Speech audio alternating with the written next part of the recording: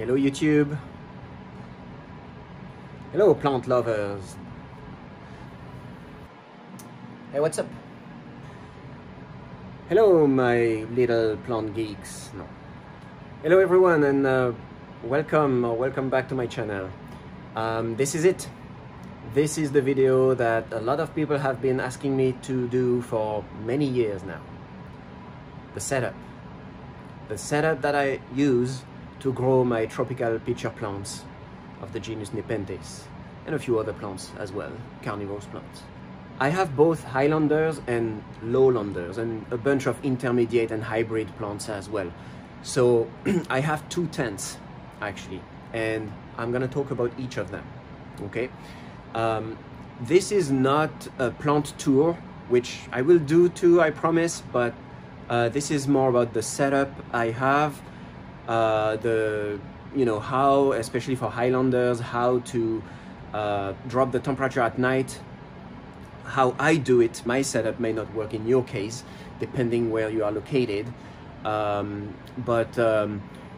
I'll show you what I have set up over the years, and I have improved the setup I have improved the setup like a lot over the years. I started with just some plants on the shelf, then I added a humidifier, and my basement, because my basement here became humid, not a good idea.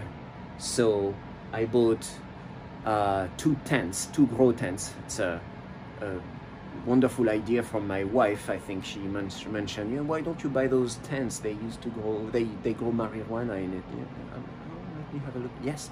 Well, yes, do buy one of those if you want to grow Nepenthes successfully. I highly recommend it, right? It's far better than just having plants on a shelf or on a windowsill, in my opinion. If you can grow Nepenthes on a windowsill, good for you. It just doesn't work well for me. So I highly recommend those grow tents. I don't really care about the brand. Well, this one is Green Architecture, just what I found. And this one is my Highland to intermediate and Highland tent. I have another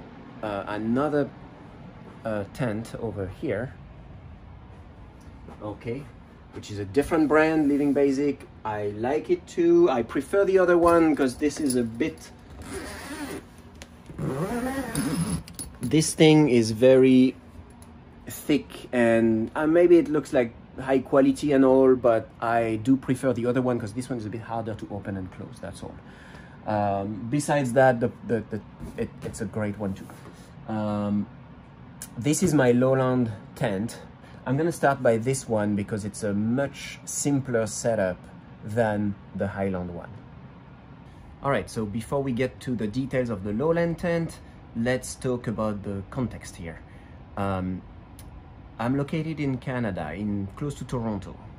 So it's relatively cool outside, cool to cold most of the year, with just July, August being really hot. My basement here has a relatively stable temperature. It's usually around between 18 Celsius and 20 Celsius. Hey Siri, 20 C. It's 68 degrees Fahrenheit. Keep that in mind because I'm gonna be talking a little bit about the lights, which I use as a heater for my Lowlanders as well. If you put this tent in a location where it's much hotter outside, obviously you're gonna have different results.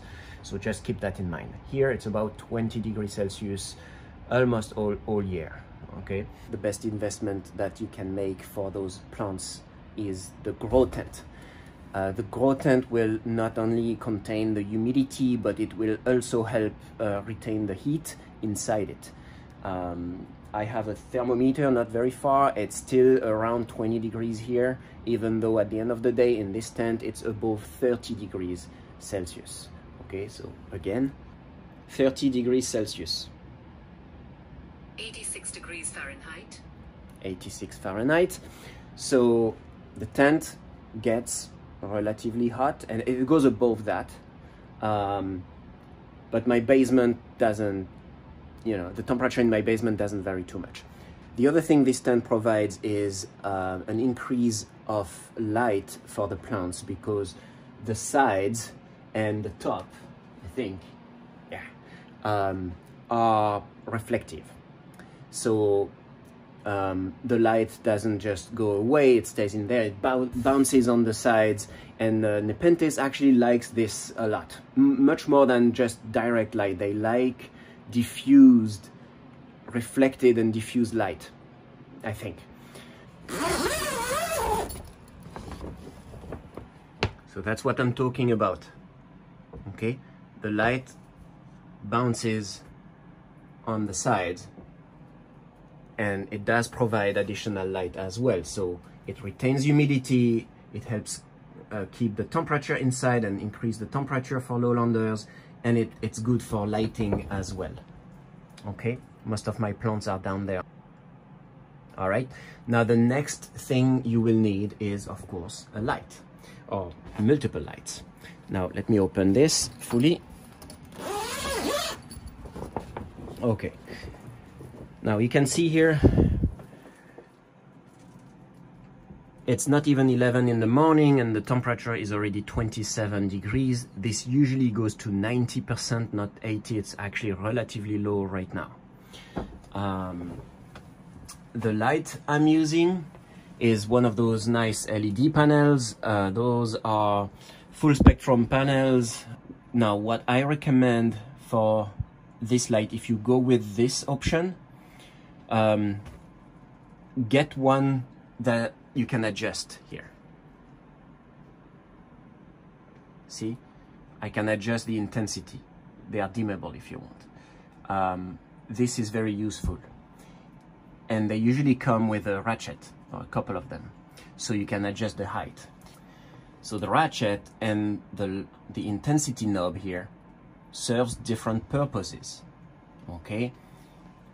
If you change the intensity of the light, you will change the temperature of the tent, okay? Because if I set it to 50%, it will generate less heat.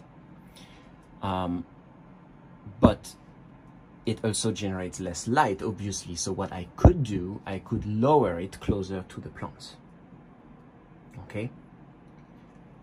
Moving it up or down will not change the overall temperature, okay, but changing the intensity will. If you have a light that has that knob and you can place it where you want, thanks to those adjustable ratchets, I think that's how it's called, then you have a very flexible option here, okay? So I highly recommend something like that. But that's not the only one I have. This is probably the one that generates the most heat. I think this is 150 watt. And yes, I'm not gonna go into the details right now about that, but LED lights, they do heat. There is a heat sink, and yeah, it's really hot. So this generates most of the heat in this tent. The other lights as well. So this one is a 30 watt panel, I believe. And what heats is actually not the LED itself, it's the power electronics, which is right here in that box, so that's hot. Okay, and then I also have some IKEA LED light bulbs. One of them is almost dead here. Or Philips. I think I replaced the IKEA by Philips ones at some point. Anyway, it doesn't matter, they are LED lights and they do heat as well, okay? So now, I probably have, let's say, 150 watt, 30, and I probably have about maybe 20, yeah, maybe 100 watt overall here, plus this one. I must have 250 watt in that tent, which is 4 by 4, okay? 4 feet by 4 feet, 250 watt, and I have a good temperature for lowlanders, okay? So that could be a reference for you if you put your tent in like a basement that's also around 20 degrees Celsius. All right. Now the last piece that you need is, and this is very important, a bunch of fans, okay? I have 3 of them in this tent. Now I cannot stress enough, this is super critical. There is no input, output air, all those vents are closed. And you will see it's not the case in the Highland tent. In the Highland tent, I do have air intake and air extraction to outside. I'll explain that. But for the Lowland, I don't need it. I don't need it because I don't need to cool it down. But if you just close this, it's hot and humid with no ventilation at all, your plants will not make it. You will have all sorts of issues, disease, mold growing, algae growing on the pots. It's gonna be a pain. So I have 3 fans, one here that blows the air off the light. Okay, so the idea is to kind of help circulate the hot air into the tent and bring it down because hot air goes up anyways. So I place the first fan over there, it's going towards the light, and then there's another one right here, okay, that's blowing in that direction, and then this one pushes it there. So I create some kind of cyclone, if you want, like with an airflow that kind of turns around in the tent from the top to the bottom. Okay, they don't run 24/7, they run every other hour. So they run a total of 12 hours per day, and so far it's good for my plants.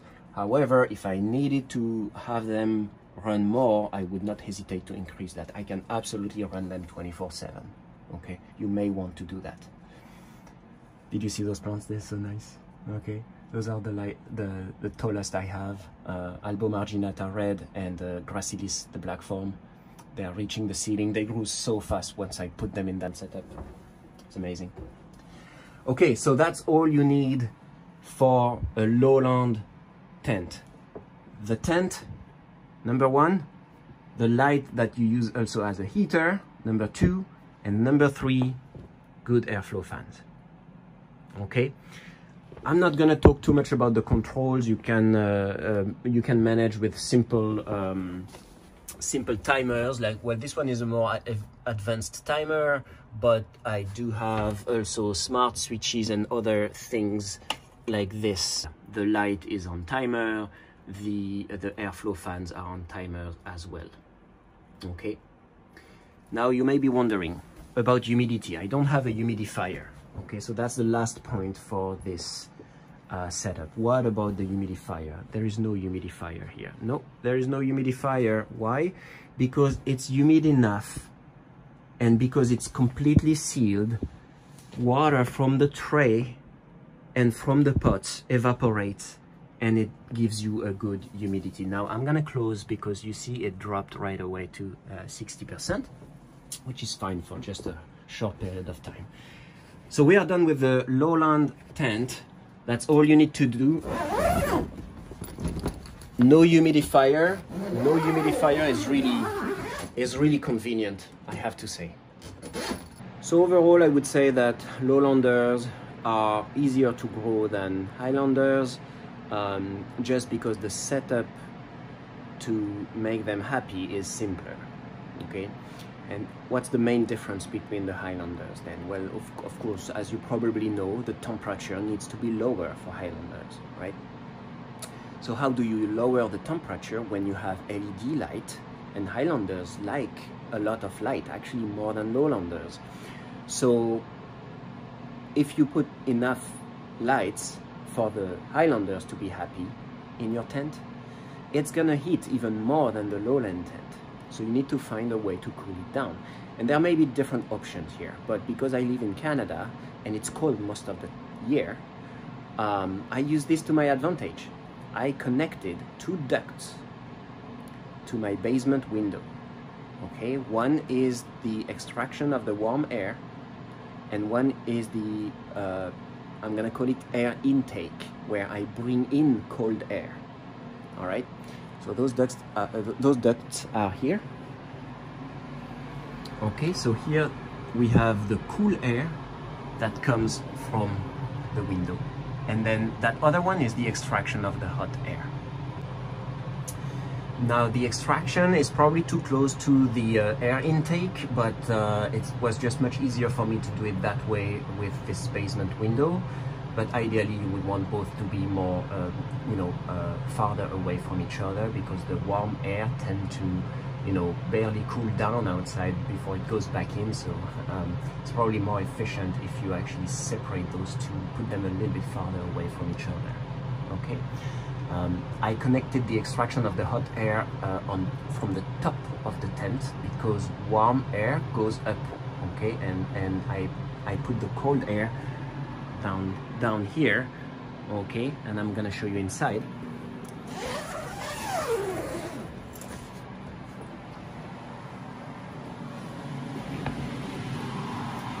And it comes right here. Okay, I've had this set up for a while now, several years. I have a fan down there,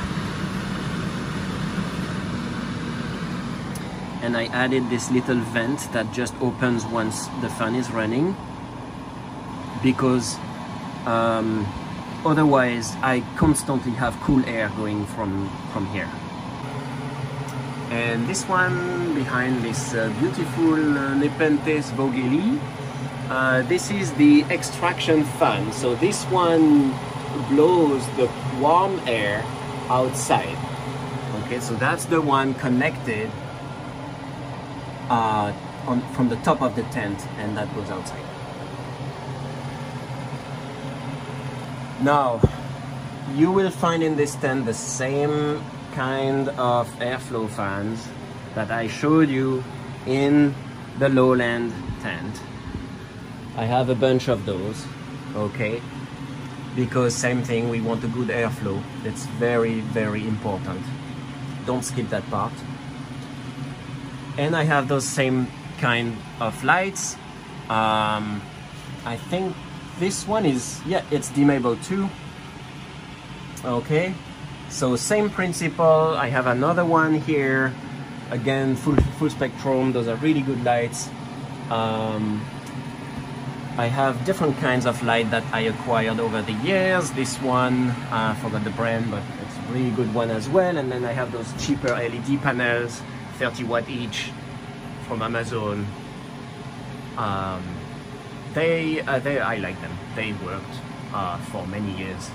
Plants like it. It's not as strong as, full spectrum ones, but I like them. Okay, the extraction fan just stopped, and the airflow fan turned on, because it's past 11. So it's much quieter now.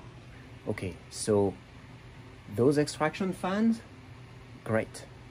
They allow me to cool down the tent in the winter to 11 degrees Celsius. Let's ask Siri about the Fahrenheit. Hey Siri, what's 11 Celsius? 51.8 degrees Fahrenheit. 52 is really good for Highlanders, generally speaking. During the day, the temperature goes up to 26, but the fans do run, during the day. They turn on, they turn off, based on a control system that I'm not gonna explain today because that would be way too long. My point is, in Canada, for most of the month of the year, you can use just airflow fan, just regular fans. I think I paid $40 for both, or maybe each of them. So it's not expensive for fans that will allow you to have a Highland setup. But it brings an issue compared to the Lowland tent, because bringing cold air from outside dries up the tent. The hot and humid air is gonna be extracted, and then now we're bringing cold air that's actually very dry. Okay, it may not be that dry relatively speaking when it's at cold temperature, but as the temperature rises in the tent, the relative humidity actually drops. Okay, because relative humidity depends on the temperature and technically the pressure as well, even though we don't care about the pressure in this case. But so let's say 50% humid at minus 10 Celsius is really not the same as 50% humid at 20 degrees Celsius.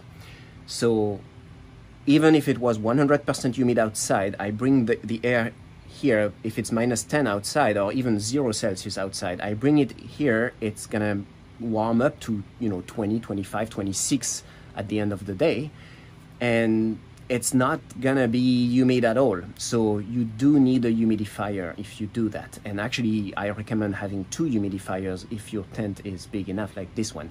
This one is twice the size of the Lowland tent.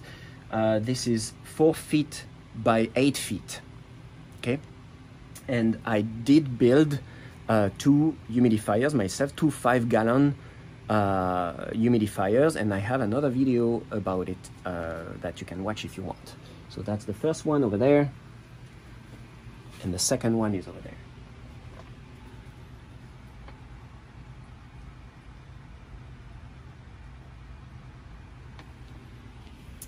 Okay, so with those 2 humidifiers and the fans, I'm good.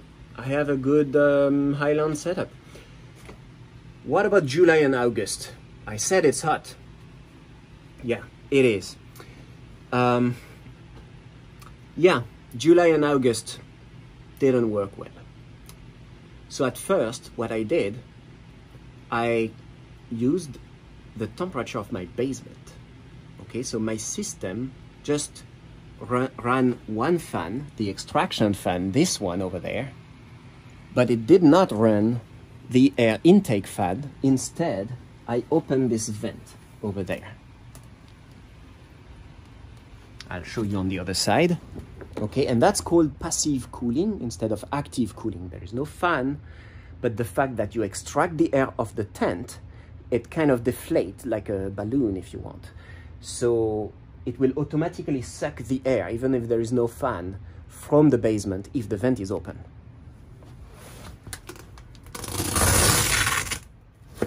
Okay, so there's a net, and if I open this, cool air from my basement gets in. So now I have the ability, even in the summer, to bring air that's at 20 degrees Celsius. So during the day, I can still cool the tent. But what about at night? Yeah, it didn't work at night. And for a long time, that's all I had, maybe a couple of years. Ultra Highlanders like Villosa, I don't think they would survive in those conditions. Macrophylla, no. So I decided to improve the setup. I needed to find a way to cool the tent at night to at least 13 degrees Celsius. I don't know, must be 54, something like that, 55 Fahrenheit. And I found an option that is decent. I think I can cool it to 16 degrees Celsius at night in the summer. Hey Siri, what is 16 degrees Celsius? It's 68 degrees Fahrenheit. 60.8, yeah, 61, let's say, Fahrenheit at night. If it's just for 2 months, I think it's fine. For most Highlanders, it will be fine. So what I did, I got that air conditioning unit. Okay, I got that secondhand on Kijiji, whatever. I just tried to find something really cheap because I wasn't sure it would work. So in the summer, I changed my setup, and instead of having this duct connected to the window over there and bring the cold air because the air is not cold, I just connect this to the output of the air conditioning. Sorry, let me say that again. I connect the tent here to the air output of the air conditioning using this, okay? The airflow is gonna go there in the tent, all right? And the air conditioning also has an output because it will reject warm air at the back. So I just connect that black duct to the back, so it goes out the window. Now both will be extracting hot air. This one from the air conditioning and the other one from the tent. And then the cool air is gonna get in the tent. I simply connect the AC unit to my tent. But again, you do need a connection to the outside, because this thing is gonna warm up your room like crazy if you just reject the hot air in your room. Okay, that won't work well. Reject it outside. So in the summer, I do that, but it uses more electricity. So when it's not necessary, usually past September, I disconnect it and I reconnect, you know, just the duct to the window, so I can just run simple fans. And I like that. It's been working for me. And that's all you need for a Highland tent. You need the tent, a bunch of fans, a connection to a window, and maybe an air conditioning unit if you want to use it in the summer, some lights, airflow fans, and very important, of course, in this case, humidifiers. That's what you need. So it's a more complex setup than the Lowland tent. I completely agree. It is not something I have built in one day. I have been growing those plants for many years now, so I started simple and kept increasing and improving the setup. Now the last piece that, actually no, before I talk about the control very briefly, I'm gonna talk about one last thing that I have in this tent, and it's completely optional. It's just because I'm lazy. It's the automatic watering system. I also implemented that. I have a rain barrel outside that I fill up with, you know, rainwater, and I have a pump inside the barrel that's remotely controlled as well. And you know, every day in the morning, for example, I'm gonna run for 30 seconds an automatic watering system. So I'm gonna run the pump for 30 seconds. And I'm not gonna detail how I made that. Maybe I'm gonna make another video at some point about it if you guys want. Let me know in the comments. At this point, by the way, I'm reading every single comment because I don't have a lot of followers, okay? So subscribe and stuff if you want. So the automatic watering system has a valve here, okay? So I can, you know, safety, I can just shut it down. So it's coming from the rain barrel right here, and it's going into those multiplexer. I think that's how it's called. And yeah, and then it's watering. I have different types of watering system, like this one, and I like those ones. Oh, sorry, you don't see. Let me show this one. These ones, those are more like, almost like foggers. They are not foggers, they are really, you know, watering, but it's a spray, it's a very wide spray. Now, I cannot show you this right now because it's winter, and I emptied the rain barrel in the winter, so this system does not work in the winter, but it's very convenient in the summer. It allows me to not go in the tent and not do anything for a couple of weeks, 3 weeks. I used it when I went in vacation for, you know, 3 to 4 weeks. It was running and the plants were all alive. So I'm a big fan of automation, but also I work in IT, so that's kind of my thing. So you know, it's reachable for me to do this kind of thing. It may not be for everyone. So let's talk about the control. So like I said, I'm in IT, so I customized this control thing. And I use a Raspberry Pi, which is a mini computer, and I use sensors, temperature and humidity sensors that are now wireless. Okay, so I'm not gonna talk in detail about that. I'm trying to find one. There is one here.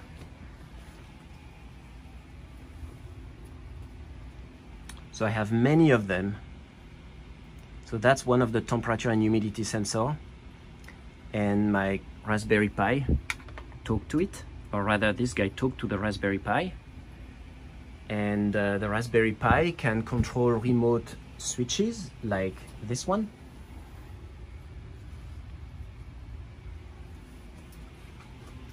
So what that means is that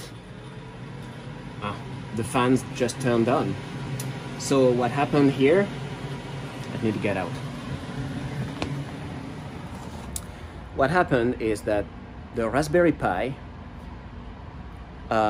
controlled the temperature with the temperature and humidity sensors and decided that it's going a little bit above what it's supposed to be, so it triggered the fans. And I built custom scripts in Python, so I don't think a lot of viewers will, you know, be able to do that, at least not exactly the same as I did, but because I work in IT, I was able to, you know, build a script that does exactly what I want. So this tent has some sort of safety features, like for example, if the humidity drops below a certain level, it probably means my humidifiers are empty, the buckets are empty, or maybe they are broken, something is wrong, so the system can send me an email. The system can actually go into a safe mode where the lights shut off to avoid the temperature rise, so that I don't have to run the fans, because the fans are what dries the tent. So if I don't want to run the fans, I need to make sure it's not going to overheat. So shutting down the light when the humidifiers are broken makes sense as a safety measure, right? So this kind of thing is highly customized. I did it the way I want, and that's the cool thing about customizing the control system. But if you are not into that, like probably 99% of people are not into that, you can certainly buy just those thermostat, and you know, just make sure you have a thermostat that supports different temperature setups for different time, because you don't want the same temperature during the day and during and at night. Okay, so you could have one temperature setup during the day and then one temperature setup at night. That would work well. Okay, you can maybe also just work on timers without any temperature control at all, but I think you would need to do a lot of testing and make sure that it's stable over time and you get the right results in your case. So I'm going to show you the Raspberry Pi, and I'm not going to go into more details, but just to show you what it is. It's in a box right there. Sorry, it's very dark here.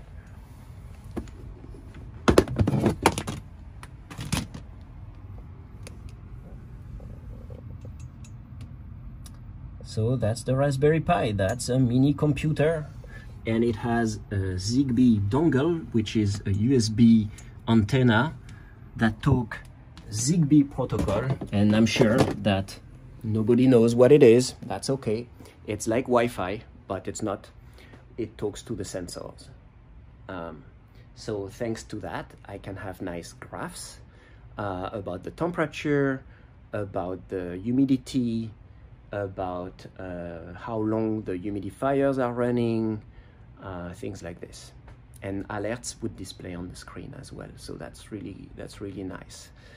But again, I'm not going to describe this setup on this video because I would need many hours of preparation to put everything in order, because it's something I have done over the years, and I may not remember all the details myself until I get into it. Okay, so this is it. I hope this is helpful. I hope that you guys who like to grow Nepenthes are gonna find this video useful. And if you want me to make another video about a specific point or anything, let me know in the comments. Like I said, I read them and I can base my next video on your comments. So if you're interested into something, let me know, and I can maybe try to explain it. Okay, enjoy. Happy growing.